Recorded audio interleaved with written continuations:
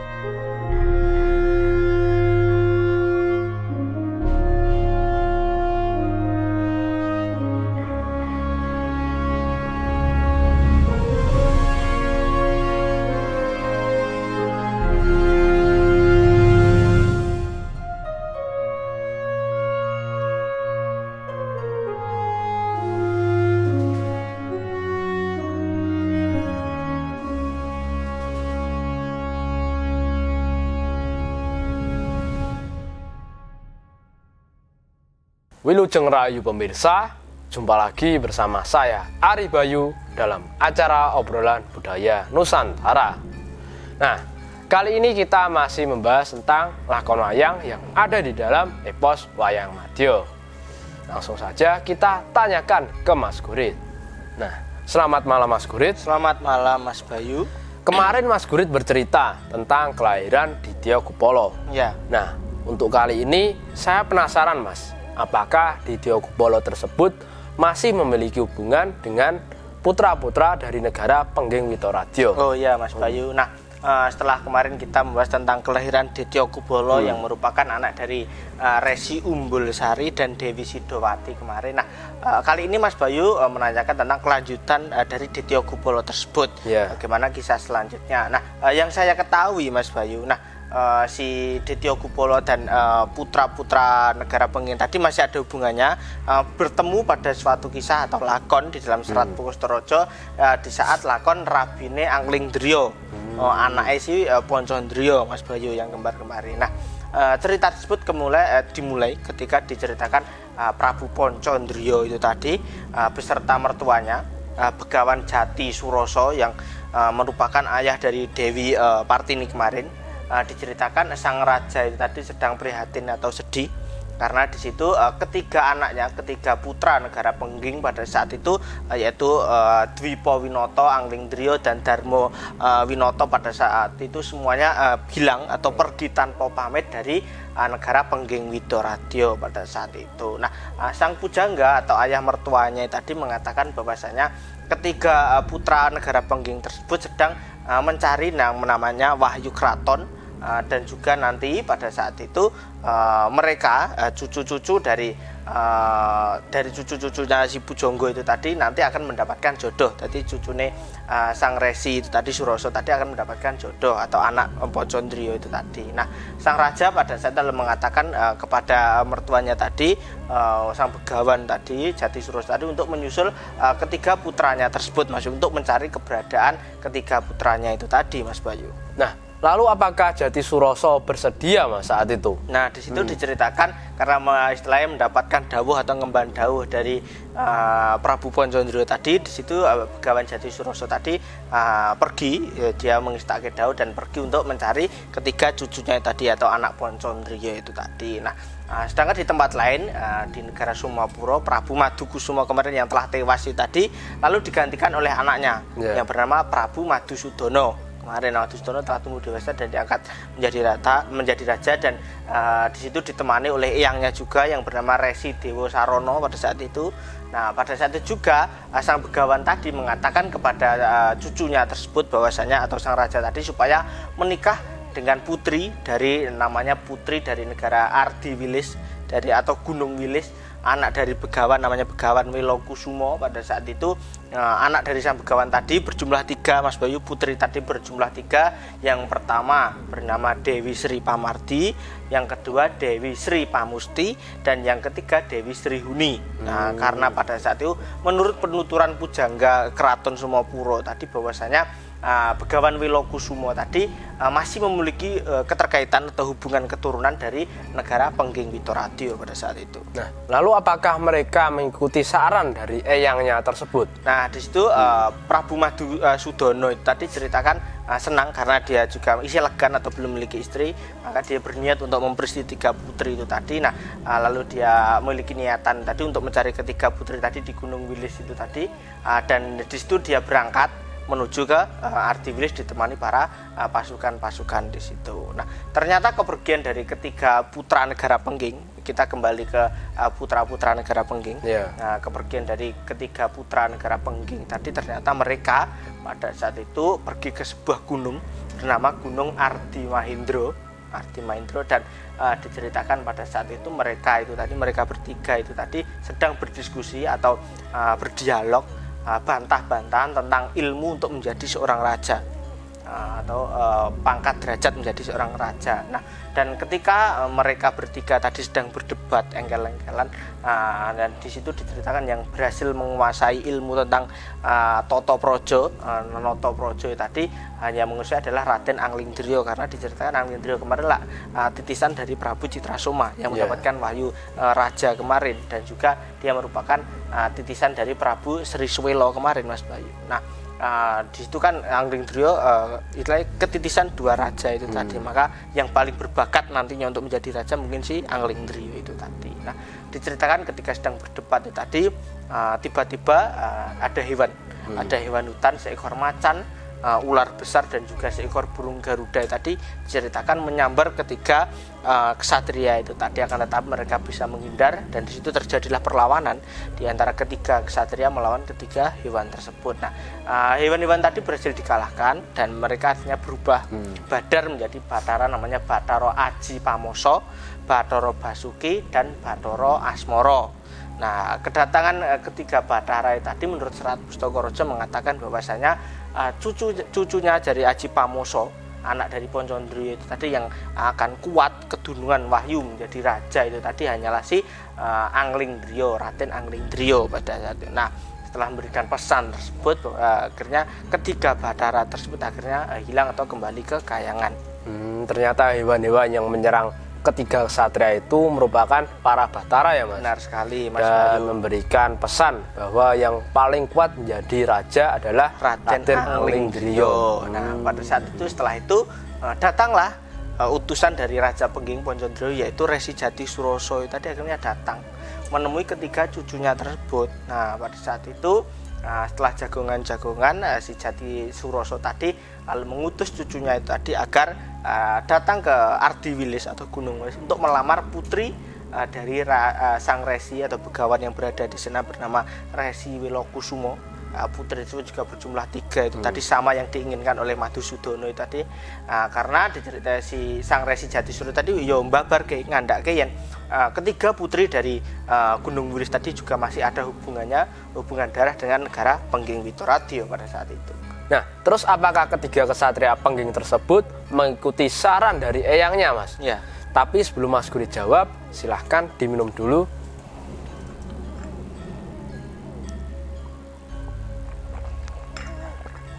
Silahkan dilanjut, Mas. Nah, di situ diceritakan karena yang mengutus tadi adalah eyangnya. Nah, ketiga ksatria putra Pengging tadi akhirnya bersedia segera menuju ke Gunung Wilis itu tadi untuk ngestake dawe Begawan Jati Suroso itu tadi. Nah, singkat cerita di tempat lain di Gunung Wilis itu sendiri, di situ ada seorang begawan namanya Begawan Wilokusumo tadi dihadap oleh keempat anaknya. Ternyata Wilokusumo tadi memiliki 4 anak, yang ketiga itu tadi putri itu tadi yang diinginkan oleh Madhukusumo dan juga ketiga putra Pengging tadi, yang satu laki-laki, yang terakhir tadi ada laki-laki bernama Bambang Wiloto. Jadi ketiga putri dan satu laki-laki, Bambang Wiloto. Nah, mereka tadi ceritakan sedang sedih karena mereka sedang mengingat ibunya, yaitu Dewi Citrawati yang sudah meninggal pada saat itu. Istrinya dari Wilokusumo itu tadi sudah meninggal. Nah, tidak berselang lama lalu datanglah Detyo Gupolo malah.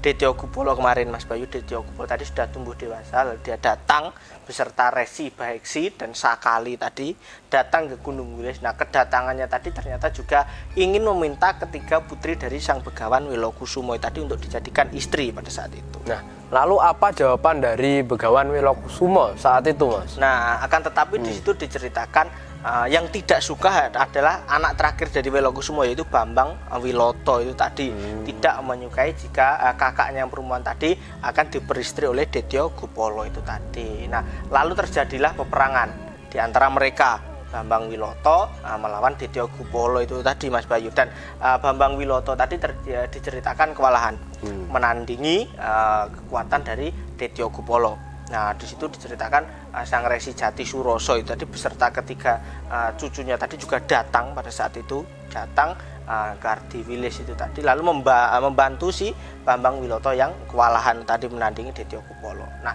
Raden Anglingdriya pada saat itu maju berperang melawan Detyo Gupolo, pada itu membawa senjata yaitu panah sarutama milik ayahnya Poncondrio dan mengatakan bahwasanya dia merupakan putra dari negara Pengging.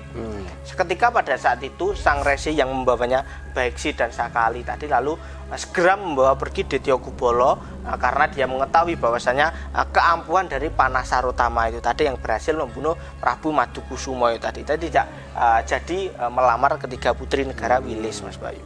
Oh, jadi Detyo Gupolo tadi gagal ya, Mas, melamar putri dari Gunung Wilis? Iya, benar sekali Mas Bayu. Dia lebih memilih mundur menghindari panah sarutama itu tadi. Nah, sang Resi Jati Suroso lalu membawa ketiga cucunya, si anak-anak Pengging itu tadi dibawa ke hadapan sang Resi Wilokusumo. Nah, dan ketiga putra Pengging itu tadi lalu mengaku bahwasanya mereka adalah anak dari Raja Negara Pengging, Prabu Poncondrio. Nah, pada saat itu Begawan Wilokusumo lalu merangkul ketiga putra Pengging tersebut, dianggap karena dia masih juga cucunya, sama seperti cucunya, sama juga seperti Prabu Haji Pamoso, karena Wilokusumo dan Haji Pamoso tadi hidupnya setelah satu zaman seperti itu, Mas Bayu. Nah, lalu diceritakan putra negara Pengging itu dijadikan akhirnya dinikahkan dengan putri-putri dari Wilokusumo, Mas Bayu. Oh, jadi putra-putra negara Pengging tadi sekarang dinikahkan oleh putri-putri dari Wilokusumo ya? Ya, benar sekali. Nah, di situ diceritakan anak yang pertama Raden Dwipawinoto itu tadi dinikahkan dengan Dewi Sri Pamardi. Yang kedua Raden Anglingdriya itu tadi dinikahkan dengan Dewi Sri Pamustri. Dan yang terakhir Darmawinoto tadi diceritakan dinikahkan dengan Dewi Sri Huni pada saat itu, Mas Bayu. Nah, selanjutnya setelah itu setelah dinikahkan itu tadi lalu datanglah raja dari negara Sumobro, Prabu Madhusudono. Pada saat itu datang menghadap Wilokusumo meminta ketiga putri dari sang Begawan. Nah, pada saat itu juga dia mengetahui bahwasanya ketiga putri telah dinikahkan dengan putra-putra Pengging. Di situ marah si sang Raja Madhusudono tadi marah karena putrinya tadi telah dinikahkan. Lalu dia mengamuk. Pada saat itu terjadilah peperangan di antara Prabu Madhusudono tadi melawan ketiga putra Pengging. Namun Prabu Sudono akhirnya kalah di situ, Mas Bayu. Nah, ketika mempelai itu tadi, ketika mulai pengantin tadi akhirnya dengan kesepakatan akhirnya dibawa pulang ke negara Pengging Witorati untuk disuwanke kepada Prabu Poncondrio. Nah, diceritakan Mas Bayu di tempat lain di pinggir kali namanya Kali Opak. Di situ diceritakan Dewi Roro Jonggrang ya pada saat itu sedang bertapa meminta ampunan dari Bathara. Jadi kisah Wayang Maju tadi hampir ada mirip-miripnya, mungkin ada kesinambungannya dengan epos-epos cerita yang ada di tanah Jawa. Seperti itu, Mas Bayu. Hubungannya gitu. Ya, seperti itu, Mas Bayu. Jadi di Wayang Maju umumnya kita akan menemui tokoh-tokoh seperti Roro Jonggrang, Detyo Gupolo, nanti mungkin ada Raja Negara Pengging dan lain-lain, Mas Bayu. Nah, di situ ketika Roro Jonggrang tadi bertapa, tiba-tiba datanglah Detyo Gupolo dan sang Resi itu tadi, kedua Baeksi dan Sakali yang kabur itu tadi. Nah, Detyo Gupolo tadi melihat kecantikan Roro Jonggrang itu tadi mengatakan bahwasanya dia ingin memberi istri si Dewi Roro Jonggrang itu tadi. Akan tetapi sang Dewi itu tadi mengajukan syarat dia mau dijadikan istri oleh sang Dityo Gupolo tadi, akan tetapi Coro Jonggrang minta dibuatkan sebuah negara yang berada di sebelah timur Kali Opak. Itu menurut Serat Pustaka Raja. Jadi itu ya syaratnya dari Dewi Roro Jonggrang. Benar sekali Mas Bayu. Lalu apakah Dityo Gupolo dapat memenuhi syarat dari Dewi Roro Jonggrang itu, Mas? Nah, pada saat itu diceritakan yang memenuhi syarat tadi bukanlah si Dityo Gupolo, yang menyanggupi malah si Begawan Baiksi dan Sakeli. Oh, malah Begawan Baiksi dan Sakeli. Kedua begawan tadi yang istilahnya momong si Dityo Gupolo tadi menyanggupi permintaan dari Roro Jonggrang itu tadi. Mereka lalu bersemedi mengucapkan mantra-mantra untuk bisa membuat sebuah negara, dan tiba-tiba pada saat itu tiba-tiba jelek ada sebuah keraton besar jatuh tepat di sebelah timur Kali Opak itu tadi. Lalu diceritakan negara tersebut diberi nama Negara Prambanan. Dan Dityo Gupolo tadi lalu memondong Dewi Roro Jonggrang itu tadi masuk ke dalam gapura keraton Prambanan itu tadi. Nah, di situ yang menjadi raja itu tadi juga adalah si Dityo Gupolo. Dityo Gupolo tadi menjadi raja di negara Prambanan yang bergelar Prabu Karungkala. Setelah Dityo Gupolo setelah menjadi raja di Prambanan bergelar Prabu Karungkala. Nah, tiba-tiba pada saat itu juga datanglah seekor gajah dan macan datang itu tadi menghadap Karungkala tadi. Dia mengatakan bahwa dia ingin mengabdi kepada raja negara Prambanan itu tadi.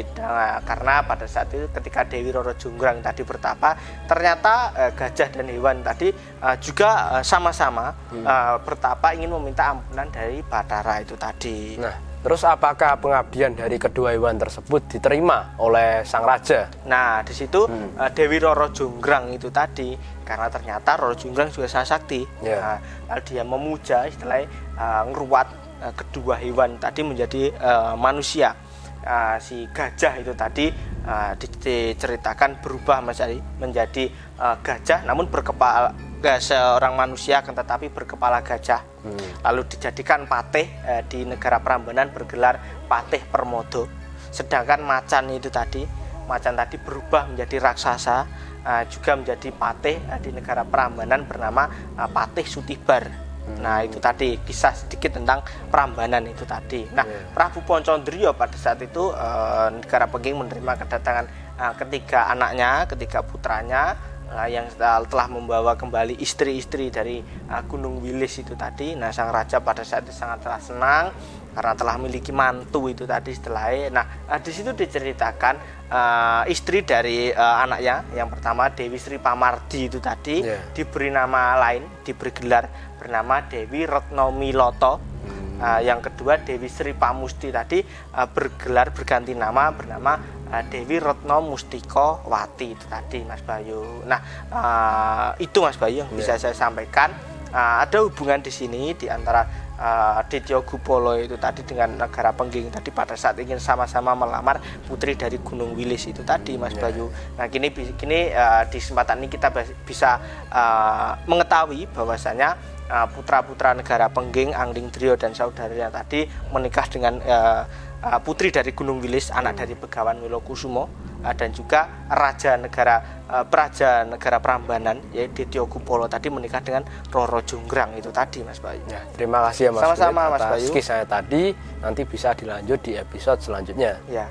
Nah, itu tadi pemirsa cerita dari Mas Gurit tentang pernikahan ketiga putra negara Pengging dan juga berdirinya negara Prambanan yang dipimpin oleh Dityo Gupolo atau Karungkala.